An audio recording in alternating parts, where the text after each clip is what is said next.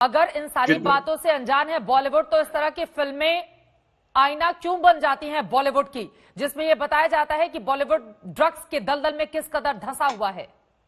नहीं, ये देखिए चित्रा जी, ये विषय बहुत गंभीर है। इसको जिस प्रकार से नए नए कलर्स दिए जा रहे हैं, थोड़े डिफेंसिव ओवरटोन्स भी देख रहा हूं मैं कुछ पूर्व वक्ताओं के अंदर, मैं समझता हूँ ये बहुत शर्मनाक है।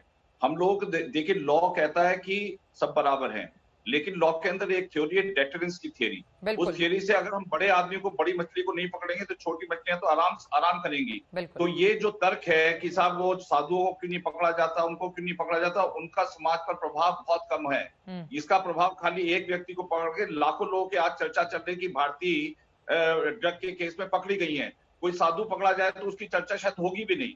तो इसका एक सामाजिक पे व्यापक प्रभाव पड़ता है। तो ये इसको इतना सूक्ष्म कर देना और इस प्रकार का तर्क देना, मैं समझता हूं कि इस गंभीर समस्या का एक मजाक बनाना होगा। अब जहां तक सवाल ये है कि अब आप ये देखिए कि हिंदुस्तान के अंदर, आकाश जी मुझे प्लीज बोलने दीजिए, मैंने आपके बीच में इंटरप्ट किया, मुझे बोलने दीजिए। हाँ। मैं ये कह रहा हूँ, बॉलीवुड हो या हॉलीवुड हो, कोई भी हो, अगर ड्रग का इस्तेमाल कोई कर रहा है तो उस पर जो भी कड़ी से कड़ी धाराएं वो लगनी चाहिए और इसका इस्तेमाल दूर करना चाहिए। और बॉलीवुड में लेकर के चित्रा जी, मैं आपको बताऊं, 3 से 4 हजार लोग, बच्चे और बच्चियां मुंबई आते हैं अपने मुस्तकबिल को, अपने फिल्म वर्ल्ड को ट्राई करने के लिए। सर उसको मत जोड़िए इससे यार। आर्थिक रूप से वो कहता है कि तुम ड्रग्स लो, संगत के साथ आते हैं, इसका अंदाजा आप लगा सकती हैं। और उसके बाद वो ड्रग के सेवन में पड़ जाए, आप समझिए कि उसका प्रभाव कितना पड़ेगा। और जब हम देखते हैं बड़े बड़े कलाकार में किसी कारण आप या मैं भी आ सकते हैं, और अभी बीच में अर्जुन रामपाल का नाम आया है, और भारतीय जो दुनिया को हंसाती है, जो मतलब she has become the laughter epicentre, वो अगर उनके इस प्रकार का इस्तेमाल होता है तो दुनिया में इसकी चर्चा होती है। और अगर उन पर कड़ी कार्रवाई नहीं की जाए तो फिर समाज को कैसे सुधारा जाए।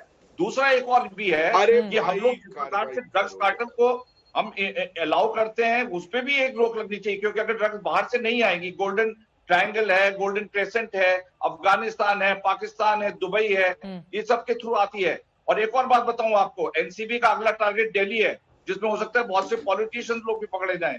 तो ये कहना कि साहब बॉलीवुड को करके इस आर्गुमेंट को छोटा करना, मैं समझता हूँ बहुत ये महत्वपूर्ण बातें आपकी ओर से कही गई हैं। इस वक्त हमारे साथ कॉमेडियन सुनील पाल जी भी जुड़ चुके हैं, उनके पास मैं चलूंगी चाय की चुस्कियों के साथ, वो हमारे साथ जुड़े हुए हैं और हमने देखा है कि कॉमेडी के जरिए लगातार बहुत सारे नशेड़ियों को भी वो पर्दे पर उतारते रहे हैं। अब चलिए आपसे ही शुरुआत कर लेते हुए सुनील पाल जी, ये जो पूरा का पूरा मामला सामने आया है, इसको कैसे आप देख रहे हैं, और क्यों नहीं पूरा का पूरा बॉलीवुड या फिर छोटा पर्दा या जितने कलाकार हैं वो खुलकर इस बात को, क्योंकि 2015 का भारती का एक ट्वीट वायरल हो रहा है जिसमें वो लोगों से अपील कर रही हैं कि नशा नहीं करना चाहिए, और देखिए 2020 में 5 साल में क्या से क्या हो गया। सुनील पाल जी,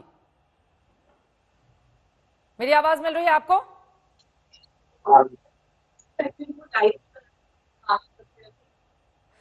शोएब जी के पास मैं चलती हूँ, सुनील पाल जी तक शायद मेरी आवाज नहीं पहुंच पा रही है। शोएब जी, मैं आपसे, आप लोगों को क्यों लग रहा है कि दरअसल टारगेट किया जा रहा है कुछ खास तबकों को, और इसी तरह की बात आज मंत्री हैं महाराष्ट्र सरकार में वो भी करते हुए दिखाई दे रहे हैं कि दरअसल जो लोग सप्लाई करते हैं ड्रग्स की उनको पकड़ा नहीं जा रहा है, पैडलर्स को, और जो कंज्यूम करते हैं उनको पकड़ा जा रहा है।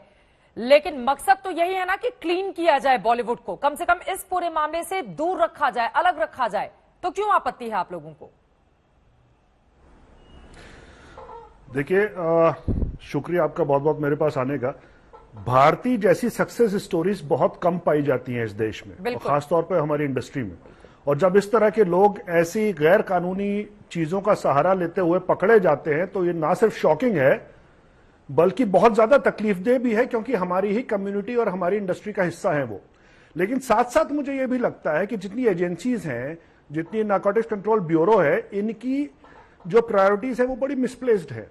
आपने नवाब मलिक साहब का जिक्र किया, बिल्कुल मैं उनकी बात से अग्री करता हूं। आप 30,000 करोड़ का ड्रग का स्मगलिंग बिजनेस है इंडिया में, आप उसको छोड़ के 150 ग्राम कंज्यूमर जो है, कंज्यूम करने वाले को आप पकड़ते हैं, जिसमें आपका जो कन्विक्शन रेट है पिछले 36 सालों में 10% भी पूरा नहीं है।